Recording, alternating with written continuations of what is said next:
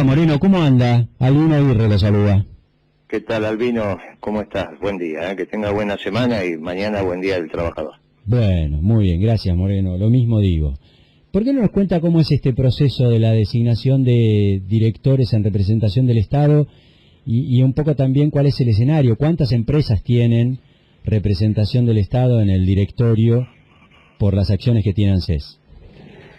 Mire, como bien usted dice, son las acciones que heredó el Estado cuando estatiza el Fondo de Garantía de Sustentabilidad, que en realidad eran los fondos que administraban las AFJP. Entonces, por esas acciones corresponde una representación minoritaria en cabeza del Poder Ejecutivo, que es unipersonal, o sea, en cabeza del presidente. El presidente, a su vez, delega en los funcionarios que él considere la representación de las empresas. No es el ANSES, es el presidente. Siempre hay que tener claro que el régimen argentino es múltiple. Vos tenés decisiones colectivas que se toman y que son los que toman las decisiones elegidos por el pueblo, el Poder Legislativo. Decisiones colectivas en la punta de la pirámide, por un método de selección muy particular, el Poder Judicial. Y tenés decisiones absolutamente unipersonales elegidas por el pueblo, en este caso el Poder Ejecutivo. Unipersonal. No es el ANSES, es el Poder Ejecutivo Nacional, que en este caso lo ejerce Alberto Fernández. Después, por delegación, el presidente decide quién lo representa en esas empresas. Bien, en el caso mío, en su momento, Cristina me designó representante de ella como accionista en Papel Prensa, y yo a su vez designé directores, sugerí directores que después lo terminó designando Cristina por decreto. Por ejemplo, Beatriz Plaglieri, que reemplazó a Alberto Fernández, que era director de Papel Prensa.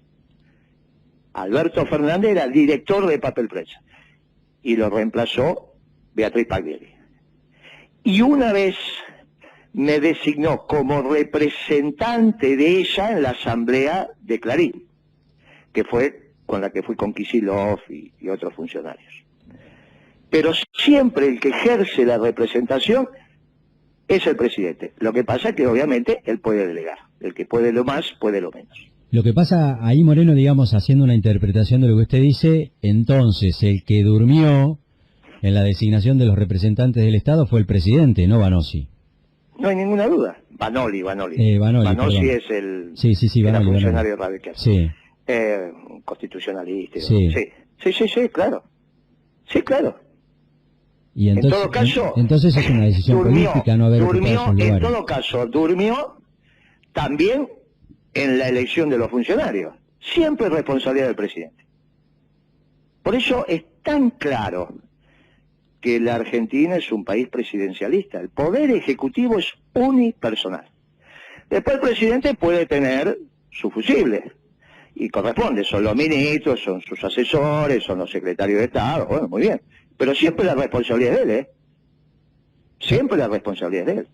Por acción o por omisión. Pero porque esas su propia acción se hacen a través de la mal, o en este caso, ¿cómo no va a saber que tiene directores en las empresas? Ahora, eso no tiene ningún inconveniente. Imagínense que ninguna empresa le va a negar al presidente la representación del presidente en su directorio, que aparte lo prestigia.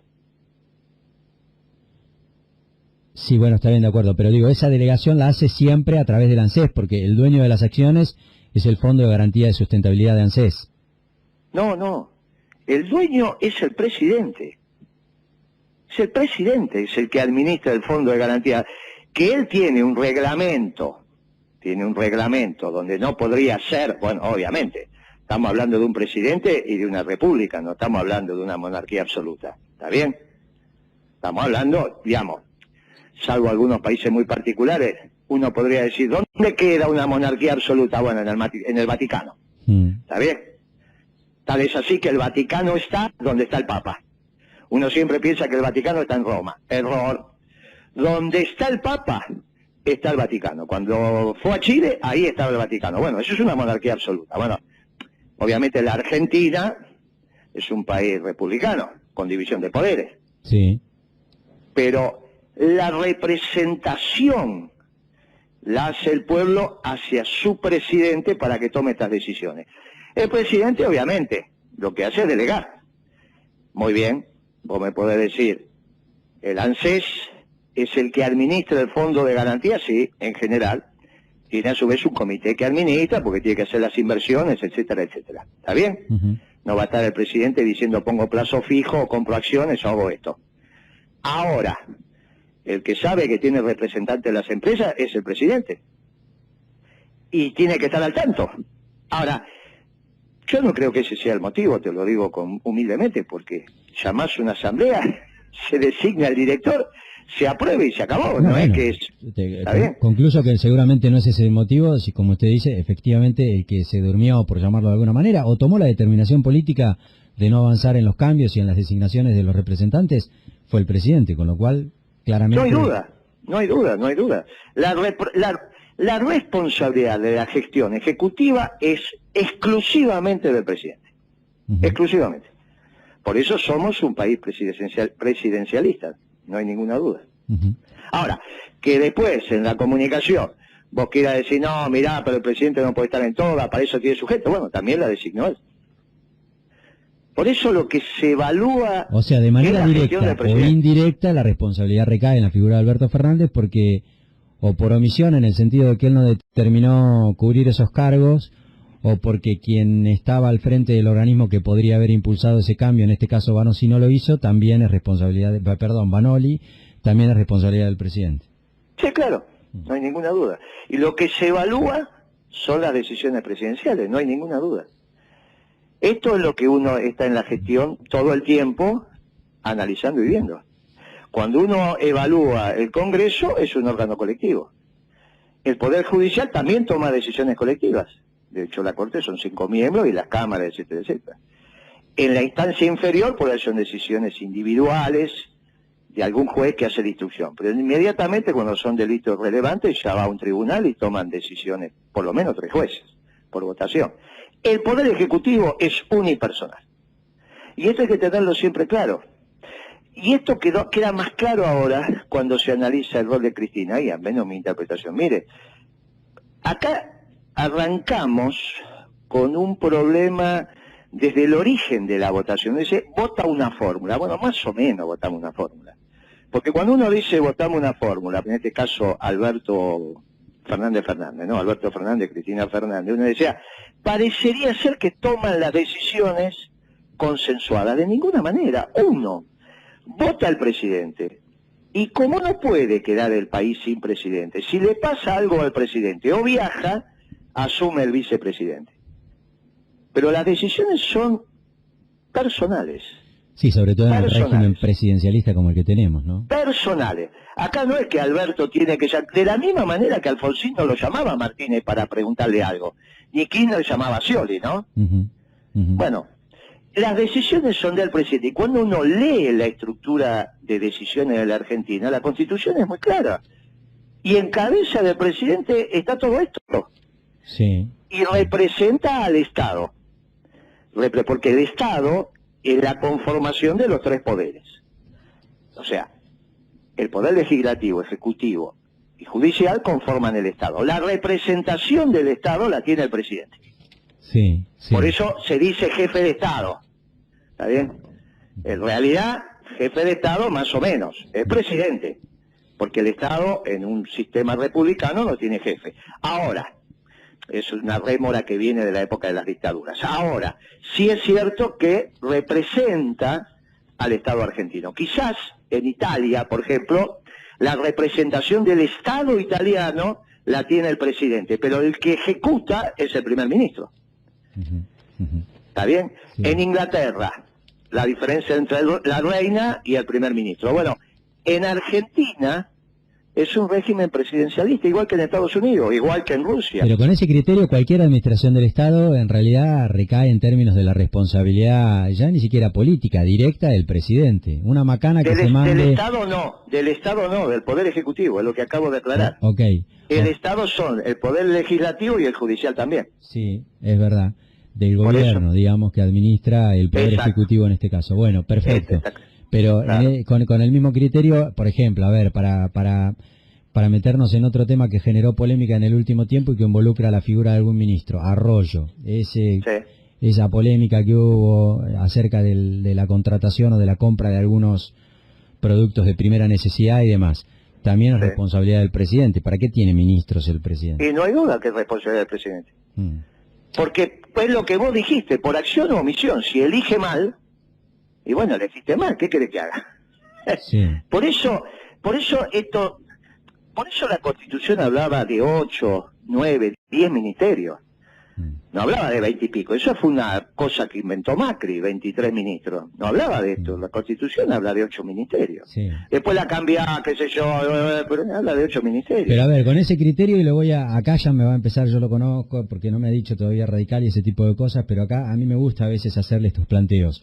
Con el mismo criterio que usted está haciendo ahora, diciendo ahora lo que dice, Cristina Fernández en su momento era responsable de lo que, por ejemplo, le objetaban a Julio De Vido acerca de la manera en la que se distribuía la obra pública. ¿Y qué duda cabe de eso?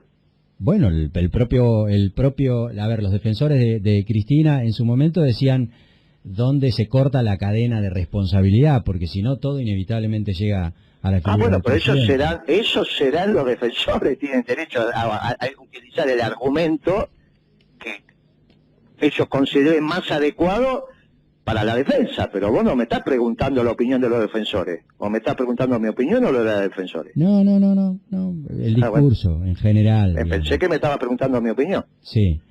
No hay ninguna duda, acá te lo vuelvo a ratificar. Bueno, lo meto en una discusión un poco más caliente. ¿Qué opina acerca de este debate que se ha generado frente a la posibilidad de que se liberen presos de tales características y demás, y eventualmente de la responsabilidad política que le cabe al gobierno de turno en las decisiones que en ese sentido tome la justicia?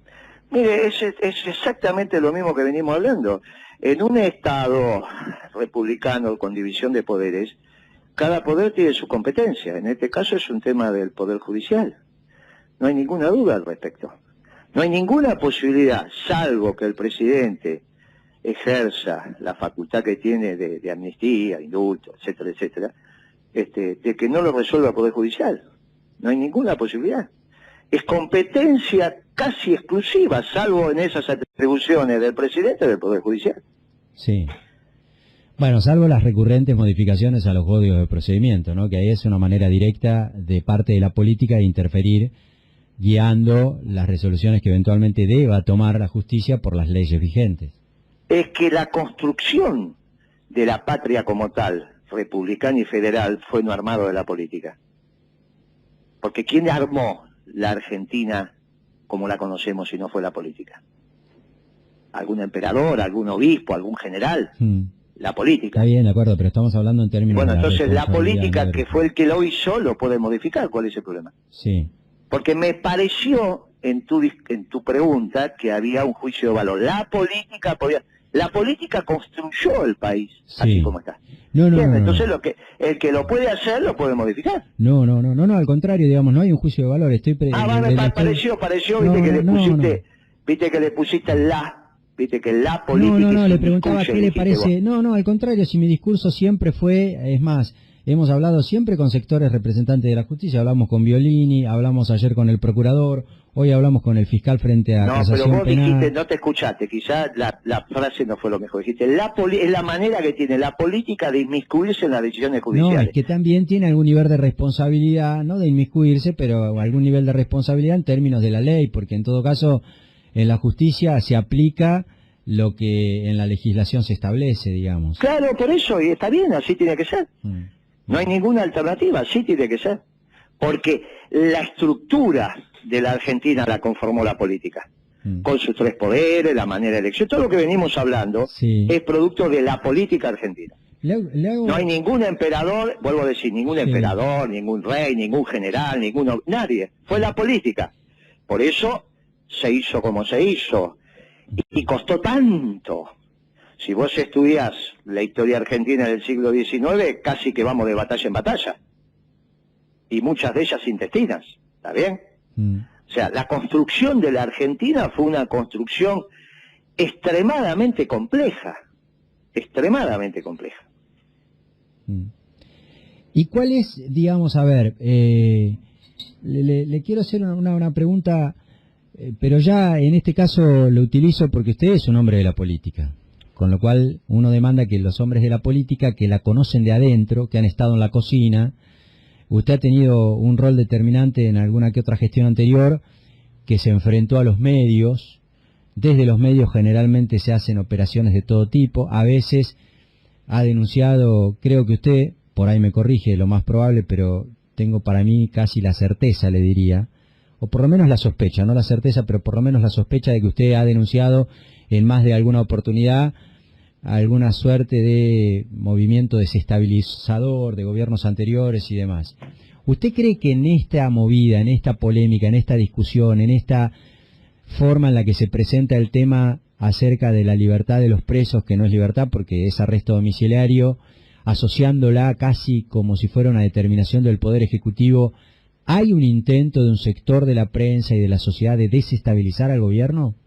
Sí, primero aclaremos, yo no me enfrenté a los medios, me enfrenté a Mañeto y lo acusé de criminal de lesa humanidad por haberse apropiado de papel prensa en la sala de tortura. Sí, bueno, se enfrentó. Pero una cosa es Mañeto y otra cosa son los medios. Bueno, le recuerdo que representa el 80% del poder mediático en la República Argentina, ¿no? Pero yo no tengo la culpa de eso. Y bueno. Que el medio de él lo defienda tiene su lógica, pero yo no me peleé con el medio, me peleé con él, persona física. No, usted le puso el cartelito de Clarín miente, que por eso tuvo que ir a la justicia, así que también se peleó. ¿Cómo? Usted anduvo con ese merchandising de Clarín miente, por lo que tuvo que ir a la justicia. Pero porque lo salió a defender a hubiese puesto Mañeto miente, no Clarín miente. Pero es que lo salió a defender a Mañeto. Si Mañeto se hubiese aislado y no hubiese utilizado los medios en su defensa, o sea, él utilizó su empresa en su defensa. Entonces no hubo alternativa. Pero mi problema es con Mañeto, no con Clarín, ¿eh? No, mi problema siempre fue, no es los medios. Pero en todo caso, si vos sabés que fue con Clarín, ¿por qué decís los medios? No, bueno, en general, no solamente con... ¿Quién? ¿En la vez anterior? No te entiendo, ¿qué? Usted me dice, ¿por qué digo los medios? Claro, cuando dijiste Moreno enfrentó con los medios, bueno, porque te gusta, porque te querés defender a Clarín también. No, convengamos que ustedes tampoco se llevan muy bien, que digamos, con los grandes medios, porque a La Nación también, a ver, usted... No, por eso no, con La Nación no tuve ningún inconveniente. Yo me encontraba con La Nación como accionista en papel prensa. Por eso digo. Ningún inconveniente. Ningún inconveniente. No se encontraba, se peleaba con La Nación. No se encontraba, no, de ninguna manera, no todo el tiempo. Cuando teníamos discusiones de accionistas, teníamos discusiones de accionistas. No, como pasa en cualquier sociedad. Pero eso no significa que me peleé con el medio. ¿Por qué confunden la persona jurídica con la persona física? Porque yo le dije ayer. Miente, yo no le puse... No, pero te lo vuelvo a decir porque Mañeto no importa, puso a su medio, pero no La Nación. Pero perdón, esa es la explicación que usted da de por qué puso Clarín. Ahora, se peleó con el medio. Ahora usted me dice, no, mira, yo puse Clarín porque Mañeto puso en las asambleas de Clarín, me peleaba con los accionistas que representaban a Mañeto. Si la empresa funcionó lo más bien. ¿O vos tenés algún balance que demuestre que papel prensa durante nuestra gestión perdió plata? No, entonces, no está bien eso que están diciendo. Y encima confundir a Mañeto con el medio es confundir la persona física con la jurídica. Es un error garrafal, sobre todo en el sistema capitalista, donde queda bien diferenciado. Perdón, Moreno, el que asoció, nosotros no, porque estamos en el ambiente, obviamente, por lo menos algo de eso conocemos, pero la gente conoció a Mañeto cuando el gobierno se peleó y el expresidente fallecido, decía que estás nervioso, Mañeto. Vos me preguntaste a mí, y yo te corregí con mucha humildad, que no me peleé con los medios, me peleé con Mañeto, y te lo vuelvo a decir, lo acusé de criminal de lesa humanidad, de haberse quedado con las acciones de Papel Prensa en la sala de tortura. ¿Qué crees, que no te peleé con un tipo así? ¿Vos conocés a alguien que se haya apropiado de una empresa en la sala de tortura? Sí, y la Nación no lo hizo eso. No, fue Mañeto. Fue Mañeto. Ah, mire, y la Nación, la Nación la llamaron y le dijeron, Mañeto la llamó y le dijo, che, yo me apropié de esto y te doy una parte a vos. No, le estoy preguntando cómo fue, así fue. Claro, exactamente así fue. Exactamente como lo estás diciendo, fue. La operación es de Mañeto con Martínez de Hoz, en el año 76. Más, ¿sabés quién es el que valida esa asamblea donde finalmente se quedan con las acciones? Desde el lado del Estado, era Abad.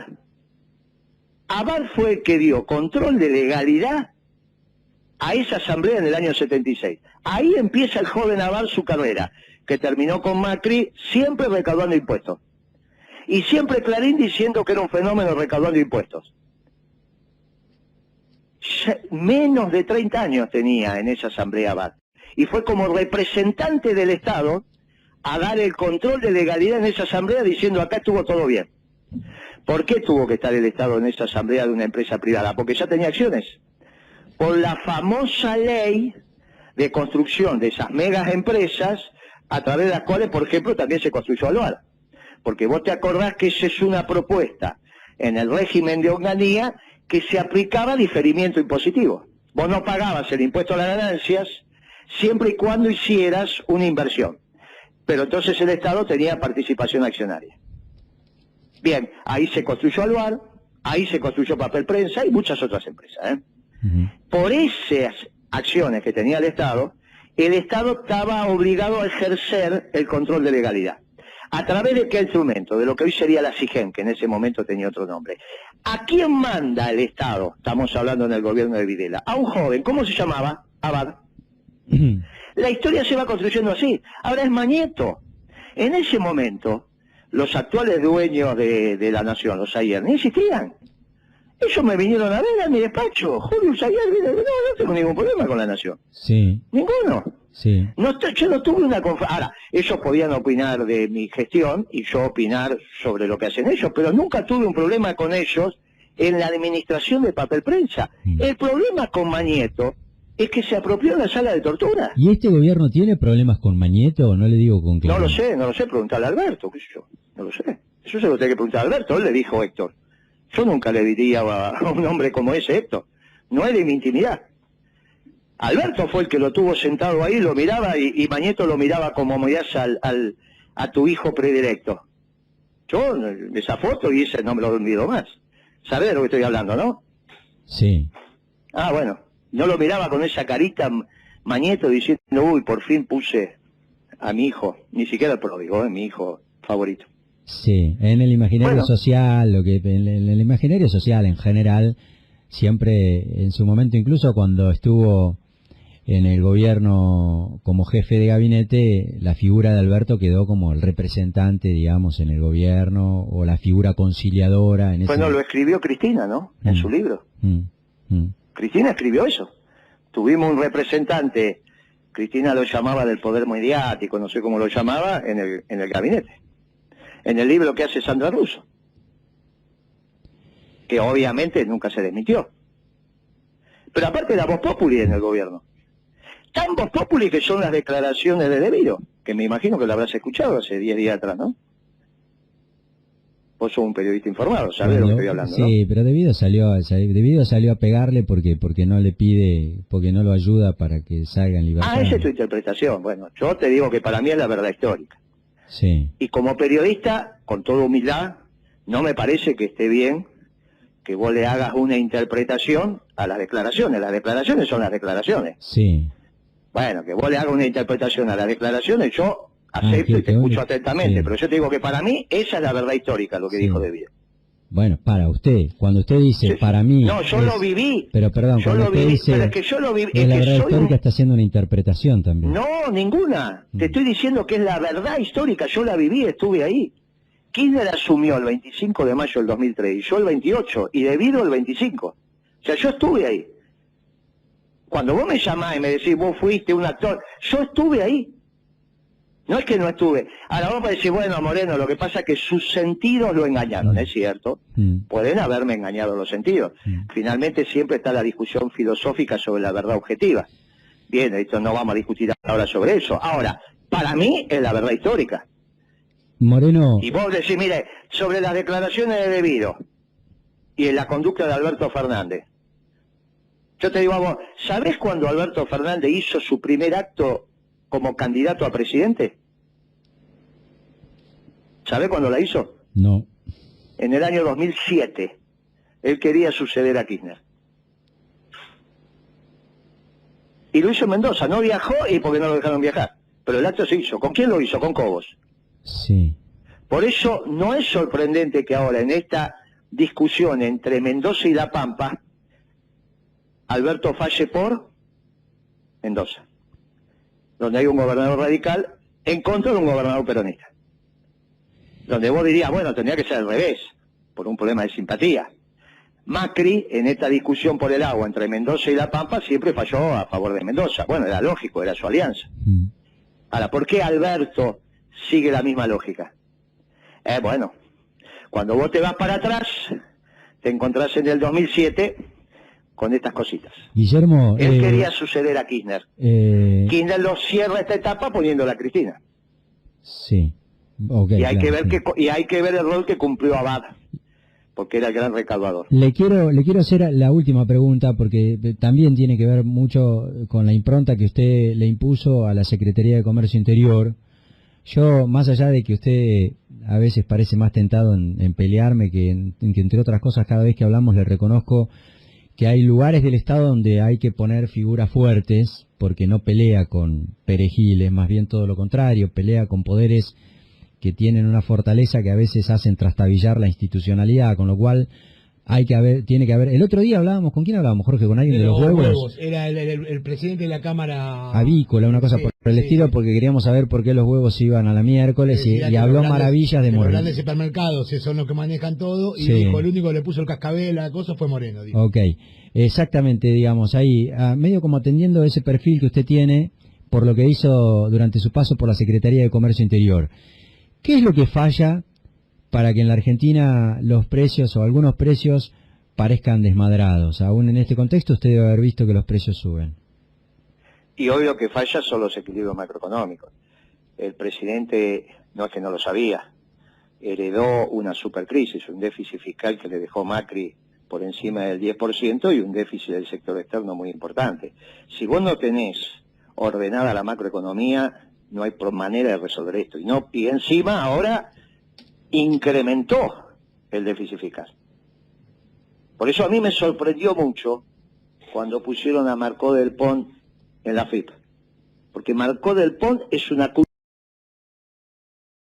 cultora del déficit fiscal.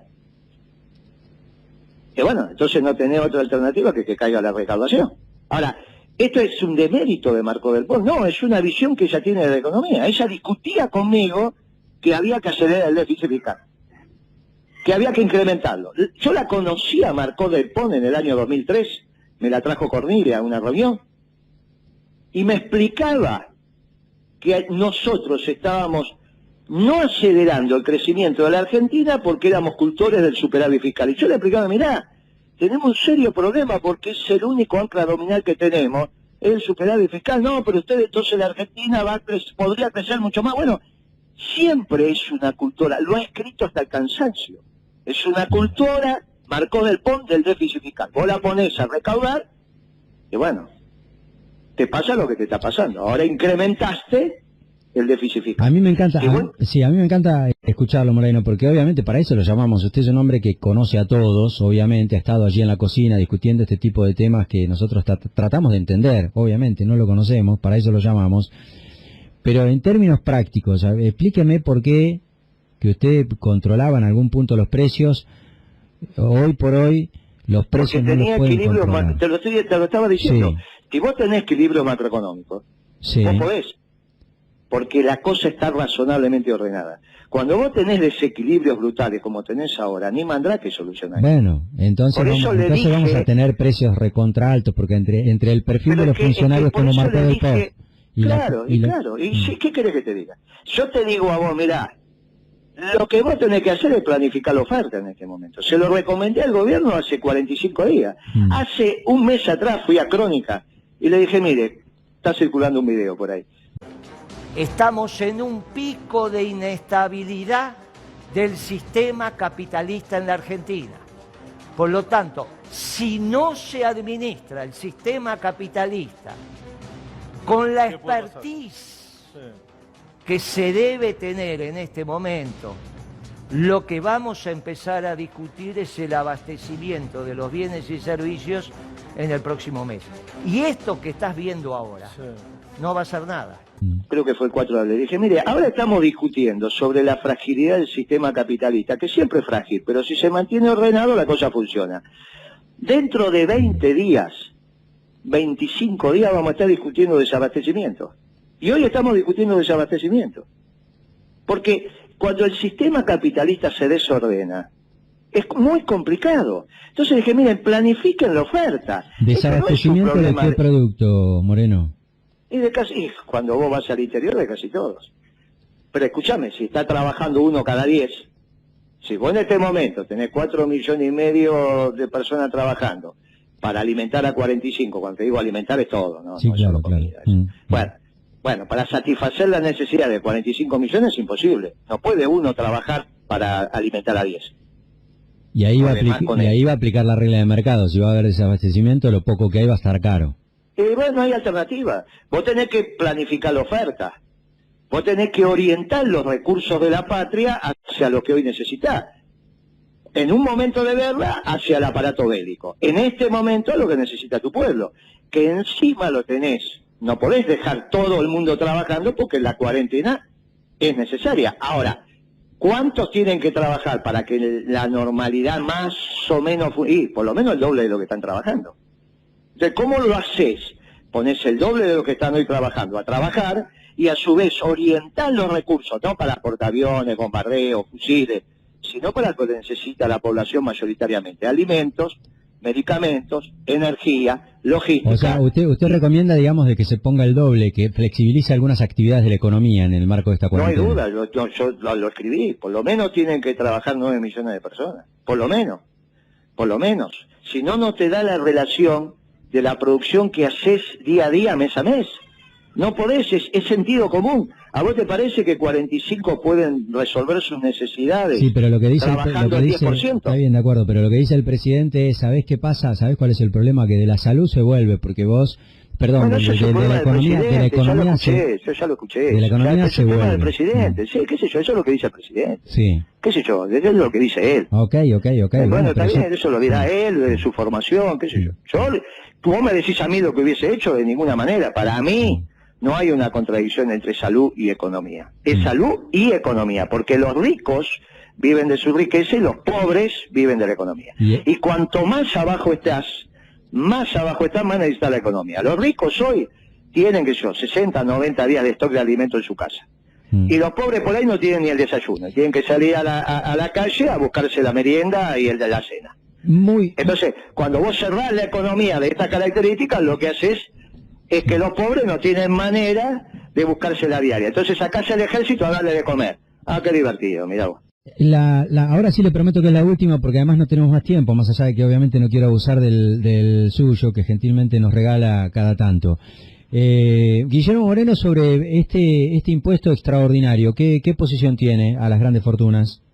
No, si es un tema de emergencia, bueno, la emergencia siempre tapa cualquier cosa, pero la buena técnica impositiva dice que los impuestos van sobre el flujo y en todo caso las expropiaciones van sobre el stock. Y para las expropiaciones hay una serie de mecanismos que la Constitución permite. Los impuestos siempre se cobran sobre el flujo, nunca sobre patrimonio. Ya tenemos algún impuesto sobre patrimonio y tiene sus dificultades.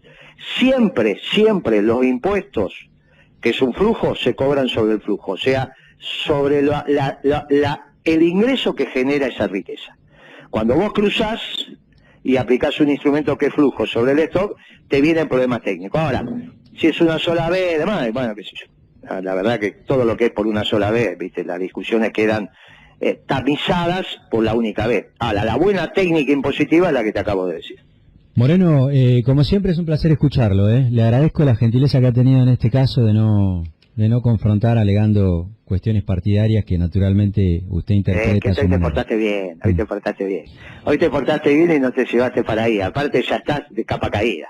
Estás de capa caída porque tu ídolo, mirá cómo terminó al final. Pero bueno, no importa. Igual nos vamos haciendo amigos a medida que vamos hablando. A medida que vamos hablando nos vamos haciendo amigos. Perdón, ¿quién es mi ídolo? Yo ya le reconocí que en todo caso si tengo a alguien a quien miro con simpatía de la dirigencia política en el lugar en el que usted me para es a Raúl Ricardo Alfonsín, no sé quién es mi ídolo. Sí, por eso. Estamos hablando, por eso yo te dije que fuiste radical. En la primera conversación me di cuenta que había sido radical. Sí. Yo te dije, lo que pasa que después seguimos y vos lo defendías a Mauricio como loco. Después, ¿te acordás? Hace varios años atrás, lo defendías como loco. Pero bueno, ahora ya está. Ahora a medida que vamos hablando nos vamos haciendo amigos. Finalmente llegó la hora de que tenga más de un amigo radical. Tengo uno o dos, ya llegó la hora. Tengo sobre todo al gordo de la Salada, que era radical. Sí. Cuando lo metieron preso, el propio gobierno de él lo metió preso, yo dije, sí, ese es mi amigo. Bueno, póngame... puedo llegar a tener dos amigos radicales, capaz que vos sos el segundo. Invíteme, nos comemos un asado, yo llevo el vino, porque la verdad es que este es un libro abierto, me gusta mucho hablar con usted, escucharlo. A ver, me veo tentado a pedírselo, pero como alguna vez le pedí, bajo una promesa suya de que iba a traer facturas de que lo haga y nunca lo hizo. La media luna, ¿te acordás que quedamos que algún día voy a hacer un viaje hasta allá y nomás? Pero capaz que este año lo hacemos, porque la verdad que es muy clarificador hablar con vos y te agradezco el llamado. Cuídese, Moreno, y capaz que sos mi segundo amigo radical, tengo uno con el Gordo Castillo, capaz que termino teniendo un segundo amigo radical y sos vos. Te mando un abrazo y gracias por el llamado. Adiós, Guillermo, que le vaya bien. Guillermo Moreno.